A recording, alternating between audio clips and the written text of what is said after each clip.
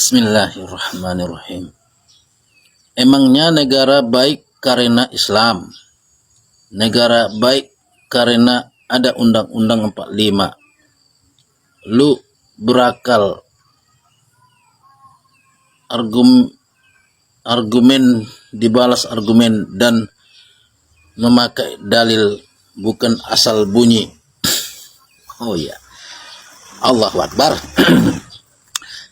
Justru saudara ini asal ngoceh, asal komentar begitu. Ya benar, negara Indonesia ini aman karena penduduk muslimnya 90%.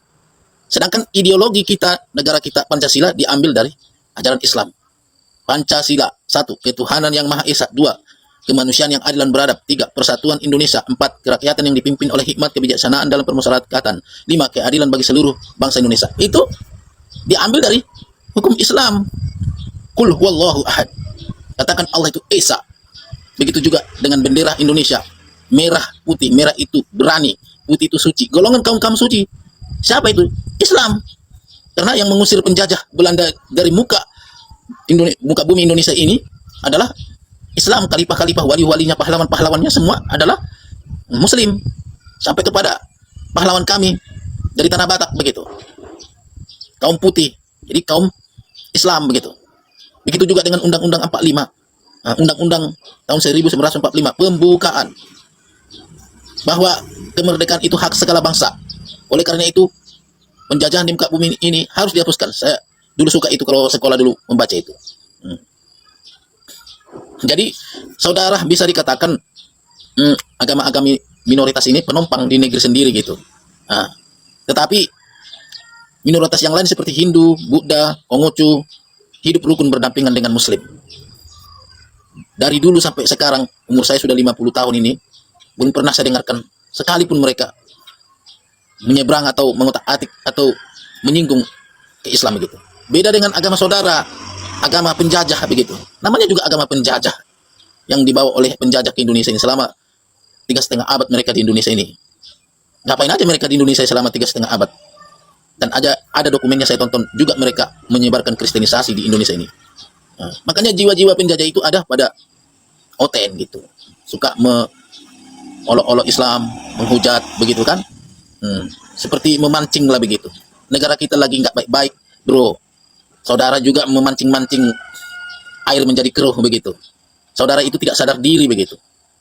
Dan saudara sudah, agama Kristen ini sudah merencanakan mau memurtadkan Indonesia ini. Itu pendeta kalian yang mengatakan itu, saya lihat di media, udah direncanakan sejak tahun 1969. 50 tahun target Indonesia harus Kristen semua. Tetapi gagal.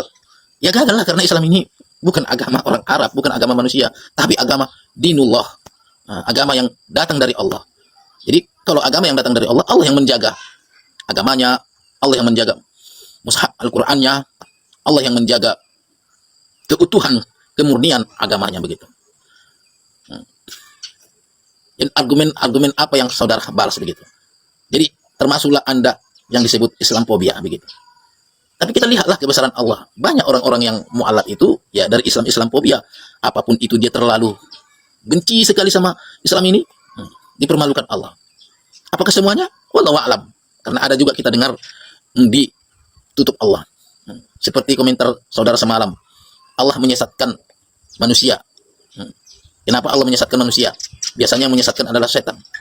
Allah memiliki sifat yang membalasi juga, kawan. Tapi bedanya dengan kita manusia. Kalau kita juga udah teramat dongkol melihat orang, kita pun mau benci dan mau memutuskan persaudaraan sama dia begitu.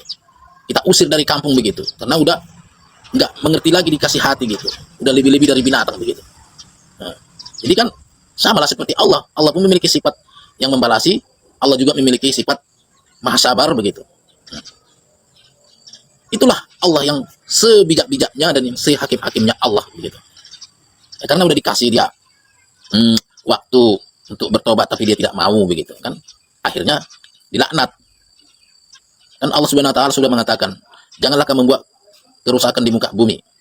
Kerusakan itu bukan karena hanya bumi ini yang rusak ya. Maksiat, makar maksiat begitu kan. Bermacam-macam keburukan-keburukan atau kejahatan. Tapi diberi kepadanya hidayah melalui dari sesama manusia untuk menasihatinya, mengajaknya dia beriman, mengajaknya dia bertobat, tapi dia tidak mau juga membangkang, ya maka Allah akan melaknat itu dan akan menutup hatinya begitu. Jadi hafallah nama-nama Allah itu 99 Asmaul Husna, itu nama-nama Allah itu. Biar saudara paham, kan begitu. Jadi saudara yang nggak tahu diri ini, yang oten-oten ini begitu. Tapi alhamdulillah, daripada kita ribut-ribut dengan misi-misi misionarisme yang memurtadkan, yang memaksakan Yesus untuk kami terima sebagai Tuhan, dengan media ini kita berdebat, berdialog, berdiskusi. Seperti kami, Bang Juman, Andar, Donitan, semakin banyak orang yang malak-malak masuk Islam. Dan Kristen semakin terjepit karena kebenaran itu milik Allah begitu. Sepandai-pandai tupai melompat pasti akan pernah jatuh. Sepandai-pandai menutup bangkai yang busuk pasti akan tercium. Seperti itulah perumpamaannya dengan organisasi Oten ini begitu. Jadi yang murtad-murtad pun yang sudah dimurtadkan, alhamdulillah dengan melalui media ini mendengar diskusi debat ini sadar mu'alaf lagi. Karena murtad itu batasnya 2 kali, karena saya pun pernah murtad 2 tahun begitu. Jadi yang mu'alaf ini akan menjadi fisabil, pembela agama Allah begitu. Maka tersisalah orang-orang yang bebal hati ini, yang sudah diberi waktu yang sangat panjang dan kesabaran yang dari Allah yang maha sabar, tapi tidak mengerti kasih sayang Allah, maka akan dicap. Khatamallahu ala qulubihim, Allah mencap hati mereka, karena di hati mereka itu ada penyakit hasad. Kemudian Allah tutupkan begitu. Nah, begitulah, sebelum sesuatu itu terlambat, Allah maha pengampun, pintu ampunan Allah itu terbuka lebar.